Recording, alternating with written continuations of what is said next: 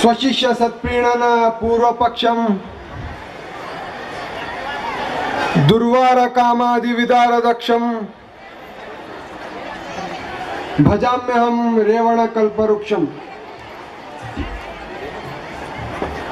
ಪಂಚಾನನ ತನೋದ್ಭೂತಾನ್ ಪಂಚಾಕ್ಷರ ಮನುಪಮಾನ್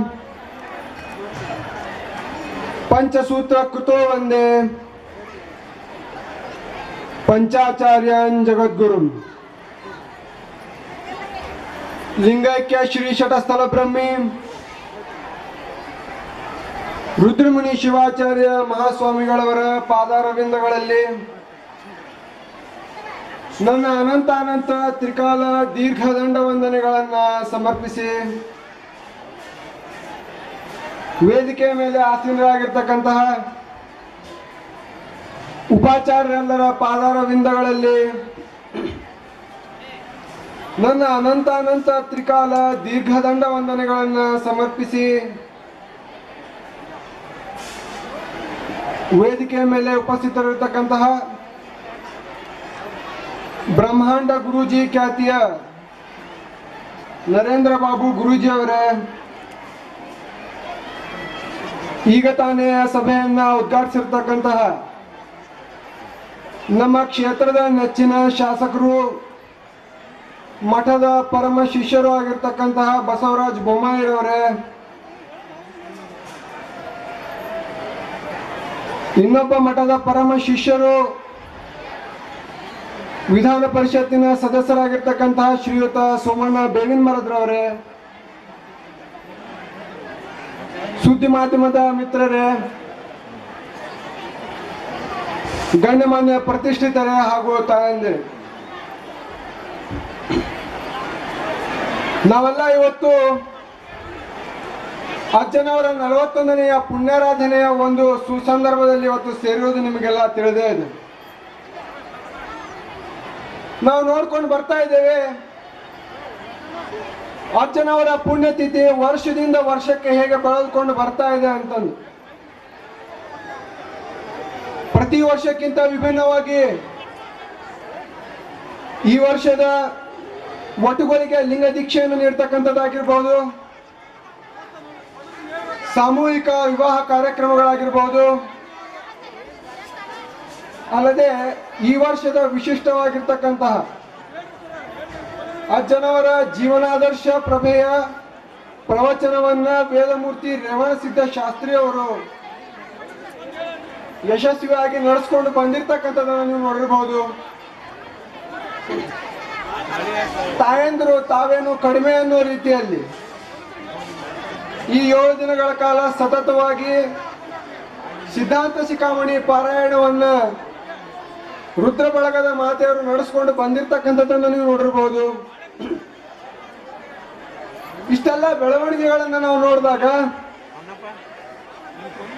ನನಗನ್ಸುತ್ತೆ ಇದು ನಾವು ನೀವು ಮಾಡಿರ್ತಕ್ಕಂಥದ್ದಲ್ಲ, ಅಜ್ಜನವರು ನಮ್ಮ ಕಡೆ ಮಾಡಿಸಿರ್ತಕ್ಕಂಥದ್ದು ಅಂತ. ಇಷ್ಟೊಂದು ಜನಸಾಗರ ಇವತ್ತು ಇಲ್ಲಿ ಸೇರಿರೋದನ್ನ ನೋಡಿದ್ರೆ ಇದಕ್ಕೆ ಕೇವಲ ಕಾರಣ ಅಂದ್ರೆ ಅಜ್ಜನವರ ಶಕ್ತಿ ಮತ್ತು ಅಜ್ಜನವರ ಪವಾಡ ಅಂತ ಹೇಳಿದ್ರೆ ತಪ್ಪಾಗ್ಲಿಕ್ಕಿಲ್ಲ. ಬೆಳಗಿನ ಒಂದು ಪೂಜಾ ವಿಧಿ ವಿಧಾನದಲ್ಲಿ ನೀವೆಲ್ಲ ಪಾಲ್ಗೊಂಡಿದ್ದೀರಿ. ಅಜ್ಜನವರ ಒಂದು ಮೆರವಣಿಗೆ ಕಾರ್ಯಕ್ರಮದಲ್ಲಿ ನೀವು ಪಾಲ್ಗೊಂಡಿದ್ದೀರಿ. ಹಾಗಾದ್ರೆ ಈ ಕಾರ್ಯಕ್ರಮ ಏನಪ್ಪಾ ಅಂತ ತಿಳ್ಕೊಂಡು ಕೇಳೋದಾದ್ರೆ, ಇದರ ಹೆಸರೇ ಹೇಳ್ತಕ್ಕಂತೆ ಇದು ತತ್ವಾದರ್ಶ ಜೀವ ಧರ್ಮ ಸಮಾವೇಶ ಅಂತ ತಿಳ್ಕೊಂಡು, ಅಂದ್ರೆ ನಮ್ಮ ದೈನಂದಿನ ಜೀವನವನ್ನ ಹೊರತುಪಡಿಸಿ ಇಂಥ ಒಂದು ಪುಣ್ಯ ಕಾರ್ಯಕ್ಕೆ ನಾವೆಲ್ಲ ಬಂದಾಗ ಒಂದಿಷ್ಟು ಹಿತವಚನಗಳು ನಮ್ಮ ಕಿವಿ ಮೇಲೆ ಬೀಳೋದ್ರಿಂದ ಸ್ವಲ್ಪ ಜೀವನದಲ್ಲಿ ಸುಧಾರಣೆ ಮತ್ತು ಬೆಳವಣಿಗೆ ಆಗಲಿ ಅನ್ನೋ ಒಂದು ಉದ್ದೇಶದಿಂದ ಈ ಕಾರ್ಯಕ್ರಮವನ್ನ ಮಾಡಿರೋದ್ರಿಂದ ತಾವೆಲ್ಲರೂ ಅತ್ಯಂತ ಶಾಂತ ರೀತಿಯಿಂದ ಚಿತ್ತ ಕೊಟ್ಟು ಕೇಳಬೇಕಾಗ್ತದೆ. ಹಾಗಾದ್ರೆ ಈ ತತ್ವಾದರ್ಶಗಳನ್ನ ಜೀವನದಲ್ಲಿ ಬೆಳೆಸ್ಕೊಳ್ಳೋದು ಹೇಗಪ್ಪ ಅಂತ ತಿಳ್ಕೊಂಡು ಕೇಳಿದ್ರೆ, ನಾವು 21ನೇ ಶತಮಾನದಲ್ಲಿದ್ದೇವೆ. 21ನೇ ಶತಮಾನದ ಒಂದು ಪ್ರಮುಖವಾಗಿರ್ತಕ್ಕಂತಹ ವಸ್ತು ಯಾವುದಪ್ಪ ಅಂತ ತಿಳ್ಕೊಂಡು ಕೇಳಿದ್ರೆ ಅದು ಧನ ಸಂಪಾದನೆ ಮತ್ತು ಹಣ ಗಳಿಕೆ ಅಂತ ತಿಳ್ಕೊಂಡು ಹೇಳ್ತಾರೆ. ನಾನೇನದನ್ನು ತಪ್ಪಂತ ಹೇಳ್ತಾ ಇಲ್ಲ. ಧನ ಸಂಪಾದನೆ ಹಣ ಗಳಿಕೆಯ ಪ್ರಮುಖವೇ, ಆದ್ರೆ ಅದು ಒಂದೇ ಮುಖ್ಯ ಅಲ್ಲ. ಅದರ ಜೊತೆ ಜೊತೆಯಲ್ಲಿ ಒಂದಿಷ್ಟು ಜ್ಞಾನ ಸಂಪಾದನೆ ಕಲಿಕೆಯೂ ಆಗಬೇಕಲ್ಲ. ಅರ್ನಿಂಗ್ ವಿತ್ ಲರ್ನಿಂಗ್ ಅಂತಾರೆ. ಅಂದ್ರೆ ಗಳಿಕೆಯ ಜೊತೆ ಜೊತೆಯಲ್ಲಿ ಕಲಿಕೆ ಅಂತ. ಒಂದು ಇಂಗ್ಲಿಷ್ನ ಗಾದೆ ಹೇಳುತ್ತೆ, earning is going through life, earning is going through life, learning is growing through life ಅಂತ. ಅಂದ್ರೆ ಇದರ ಅರ್ಥ ಇಷ್ಟೇ, ಗಳಿಕೆಯಿಂದ ನಾವು ಜೀವನದ ಗುಂಟ ಸಾಕ್ತೇವಷ್ಟೇ,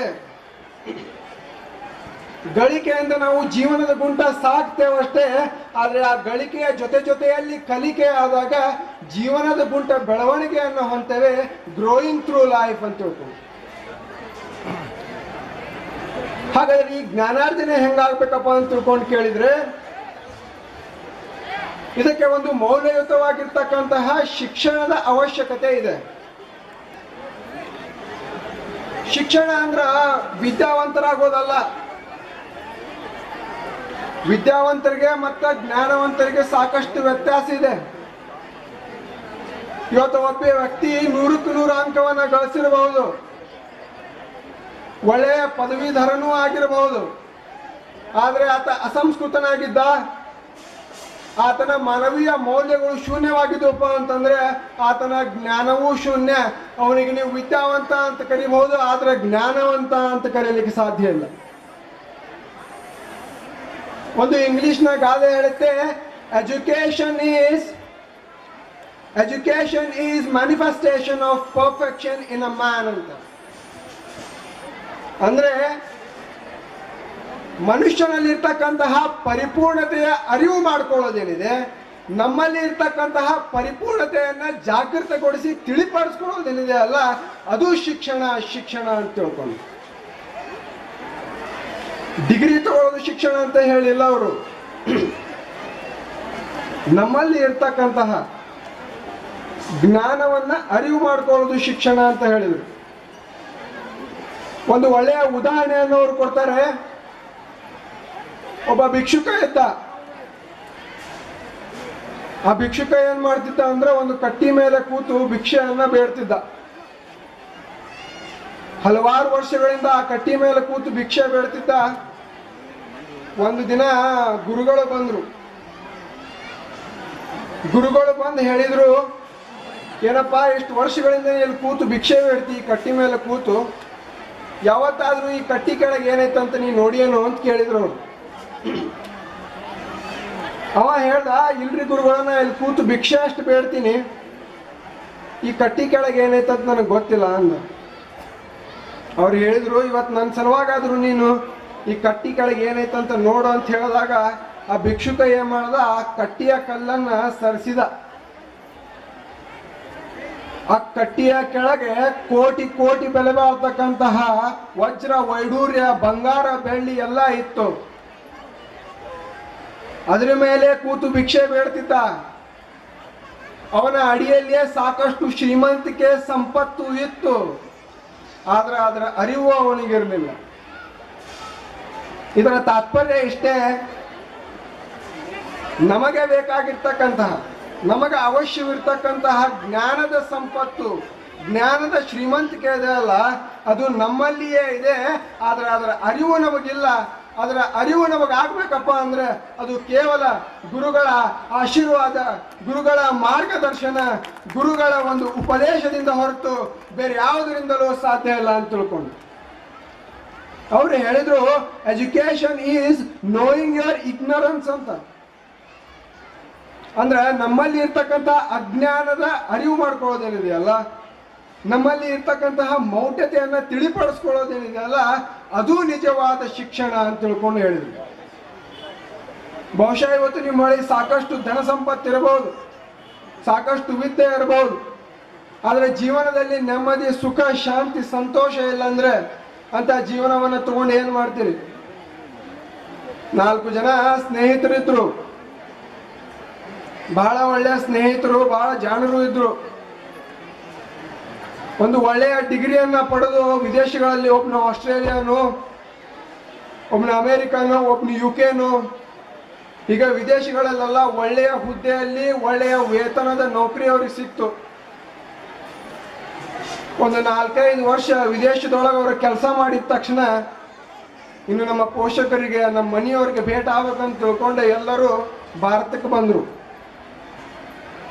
4 ಜನ ಸ್ನೇಹಿತರು ಒಂದು ಏರ್ಪೋರ್ಟ್ನಲ್ಲಿ ಸಿಕ್ಕರು. ಅವರು ಅದೇನು ಪೂರ್ವ ನಿಯೋಜಿತ ಏನಿರಲಿಲ್ಲ, ಅಕಸ್ಮಾತ್ ಆಗಿ ಸಿಕ್ಕರು. ಬಹಳ ಖುಷಿ ಆಯ್ತು ಅವ್ರಿಗೆ ಒಬ್ರಿಗೊಬ್ರು ನೋಡಿ. ಬಹಳ ವರ್ಷದ ಮೇಲೆ ಸಿಕ್ಕಿದ್ರು. ಅವ್ರೇನು ವಿಚಾರ ಮಾಡಿದ್ರು ಅಂದ್ರೆ, ನಾವು ಬಹಳ ವರ್ಷದ ಮೇಲೆ ಸಿಕ್ಕೇವಿ, ನಮ್ಗೆ ಕಲಿಸಿದ ಪ್ರೊಫೆಸರಿಗೆ ಭೇಟಿ ಆಗ್ಬೇಕಂತ ತಿಳ್ಕೊಂಡು ಅವರ ಪ್ರೊಫೆಸರ್ ಮನೆಗೆ ಹೋಗಿ ಭೇಟಿ ಆದರು. ಕ್ಷೇಮ ಸಮಾಚಾರವನ್ನು ವಿಚಾರ ಮಾಡಿದರು. ತಮ್ಮ ಗೋಳುಗಳನ್ನು ಹೇಳ್ಕೊಳ್ಳಿಕ್ಕೆ ಶುರು ಮಾಡಿದರು. ನಮಗೆ ಬೇಕಾಗಿರ್ತಕ್ಕಂಥ ವೇತನ ಇದೆ, ಒಳ್ಳೆಯ ಹುದ್ದೆ ಇದೆ, ಜೀವನಕ್ಕೆ ಏನು ಬೇಕು ಎಲ್ಲ ಇದೆ, ಆದ್ರೆ ಸುಖ, ಶಾಂತಿ, ನೆಮ್ಮದಿ, ಸಂತೋಷ ಜೀವನದಲ್ಲಿ ಇಲ್ಲ. ಸಾಕಷ್ಟು ಕೆಲಸದ ಒತ್ತಡ ಇದೆ, ಬಹಳ ಹತಾಶರಾಗಿದ್ವಿ ಅಂತ ಹೇಳಿದ್ರು ಅವರು. ಯಾರು? ವಿದೇಶದಲ್ಲಿದ್ದವರು. ಅವಾಗ ಪ್ರೊಫೆಸರ್ ಏನ್ ಮಾಡಿದ್ರು, ಒಂದು 5 ನಿಮಿಷ ಕುತ್ಕೋರಿ, ನಿಮಗೆ ನಾ ಚಾ ಮಾಡ್ಕೊಂಡ್ ಬರ್ತೀನಿ ಅಂತ ಒಳಗೆ ಹೋದ್ರು. ನೀವು ಸಾಧಾರಣವಾಗಿ ಮನೆಯೊಳಗೆ ನೋಡಿರಿ, ಇವು ಮನೆಯೊಳಗೆ ಬಳಸ್ತಕ್ಕಂಥ ಇವು ಪ್ಲಾಸ್ಟಿಕ್ ಕಪ್ಗಳು ಇವು ಬೇರೆ ಇರ್ತಾವು. ಅಕಸ್ಮಾತ್ ಮನೆಗೆ ಯಾರು ಅತಿಥಿಗಳು ಬಂದ್ರೆ ಅವು ಬೆಲೆ ಬಾಳ್ತಕ್ಕಂಥ ಚೈನಾ ಮಣ್ಣಿನ ಡಿಸೈನ್ಡ್ ಕಪ್ಪುಗಳು ಅವು ಬೇರೆ ಇರ್ತಾವೆ. ಆ ಥರದ್ದು ಎಲ್ಲ ಕಪ್ಪುಗಳನ್ನ ಸೇರಿಸ್ಕೊಂಡ್ರು ಅವರು. ಸಾದಾ ಕಪ್ಪುಗಳನ್ನು ತಗೊಂಡ್ರು, ಬೆಲೆ ಬಾಳ್ತಕ್ಕಂಥ ಕಪ್ಪುಗಳನ್ನು ತಗೊಂಡು ಅದರೊಳಗೆ ಚಹಾವನ್ನು ಹಾಕಿ ಅವ್ರ ಮುಂದೆ ತಂದಿಟ್ರು. ಅವಾಗ ಅವ್ರು ಏನು ಮಾಡಿದ್ರಪ್ಪ ಅಂದ್ರೆ, ಎಲ್ಲರೂ ಒಂದೊಂದು ಕಪ್ಪನ್ನು ತಗೊಂಡು ಚಹಾವನ್ನು ಕುಡಿಲಿಕ್ಕೆ ಶುರು ಮಾಡಿದ್ರು. ಅವಾಗ ಪ್ರೊಫೆಸರ್ ಹೇಳಿದರು, ಬಹುಶಃ ನಿಮಗೆ ಗೊತ್ತಿಲ್ಲದೇನೆಯೋ ನೀವೇನು ಕಪ್ಪುಗಳನ್ನು ಆರಿಸ್ಕೊಂಡಿದ್ದೀರಲ್ಲ ಅವೆಲ್ಲ ಬೆಲೆ ಬಾಳ್ತಕ್ಕಂತಹ ಅಲಂಕೃತ ಡಿಸೈನ್ಡ್ ಕಪ್ಪುಗಳು. ಸಾದಾ ಕಪ್ಪುಗಳನ್ನ ಯಾರೂ ತಗೊಳ್ಳಿಲ್ಲ ಅವರು.